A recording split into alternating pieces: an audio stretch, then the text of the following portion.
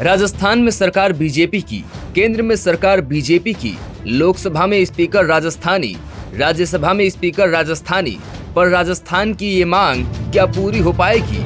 क्या राजस्थान के गर्व से जुड़ी ये मांग सरकार पूरा कर पाएगी?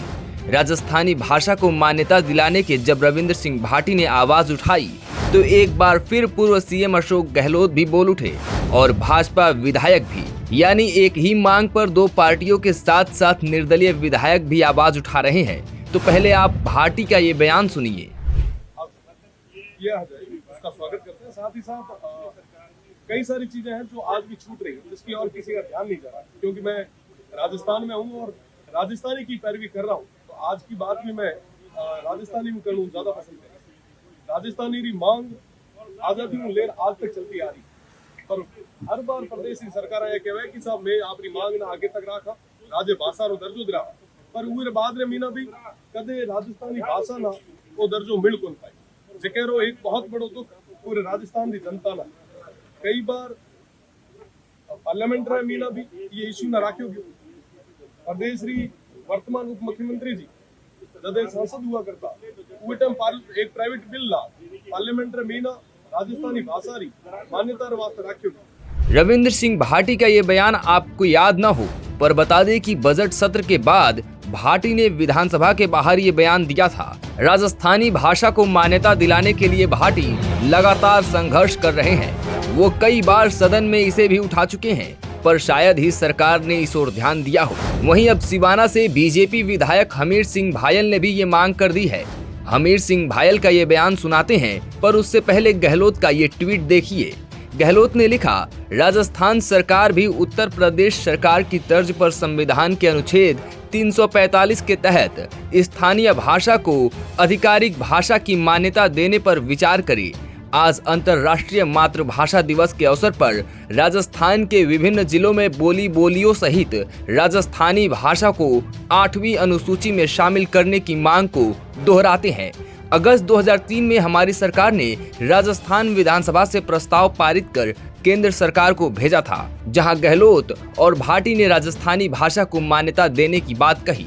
वहीं बीजेपी विधायक ने भी सदन में इस मांग को उठाया।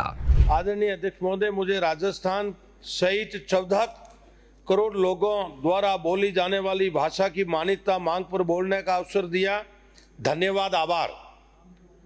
जो कल 21 फरवरी को सारी दुनिया में विश्व मातृभाषा दिवस मनाया जाएगा। राजस्थान माननीय अध्यक्ष जी, राजस्थान प्रदेश के निवासियों का पहला काम अपनी मातृभाषा राजस्थानी को मान्यता दिलवाने का है। राजस्थान प्रदेश में जब से अस्तित्व में आया तभी से राजस्थानी भाषा को मान्यता की मांग। सदस्य इतनी दूर से न बोले, माननीय सदस्य इतनी दूर से पास जाकर के बात करें। मांग आ रही है 30 मार्च 1946 को राजस्थान की सभी। आप क्यों खड़े हुए? आप बैठो, आप बोलिए अपना। सभी रियासतों में एकीकरण करके वर्तमान राजस्थान का रूप दिया था। राजस्थानी भाषा दुनिया की बढ़िया भाषा में से एक है। राजनीतिक इच्छा शक्ति की कमी से अभी तक इस भाषा को संविधान की 8वीं अनुसूची में शामिल नहीं किया गया है। राजस्थान में जन जन की यही भाषा, जबकि भारतीय संविधान में 22 भाषाएं 8वीं अनुसूची में शामिल है।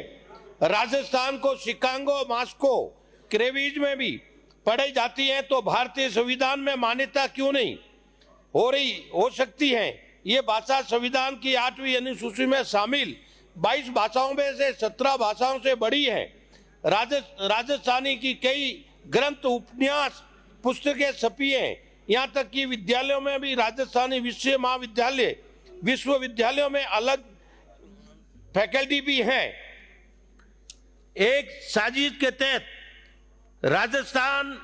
राजस्थानी को विभिन्न भाषा में विभक्त करके इसको मान्यता नहीं दी जा रही है।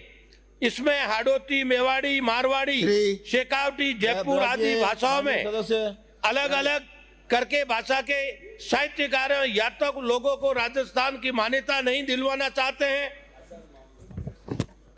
जिन्होंने इस भाषा राजस्थानी को विभक्त करके पेश किया है।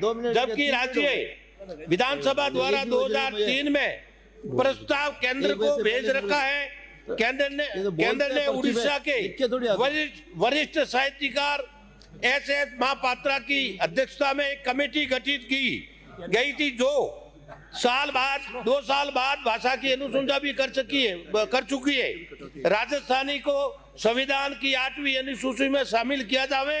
वर्ष 2006 में तत्कालीन गृह मंत्री जी ने लोकसभा में भी आश्वासन दिया था, लेकिन आज तक माननीय अध्यक्ष महोदय, राजस्थानी दुआ के रूप में अंकित नहीं माननीय अध्यक्ष महोदय, आपने मुझे आप मेरी बात बोलिए। मेरे पचपदरा विधानसभा क्षेत्र की बता दें कि ये मांग नई नहीं है, पहले भी समय समय पर ये मांग उठाई जा चुकी है। अब देखना होगा कि जब केंद्र में बीजेपी है, राज्य में बीजेपी है, लोकसभा में स्पीकर राजस्थानी है, राज्यसभा में स्पीकर राजस्थानी है, तो क्या ये मांग पूरी होगी?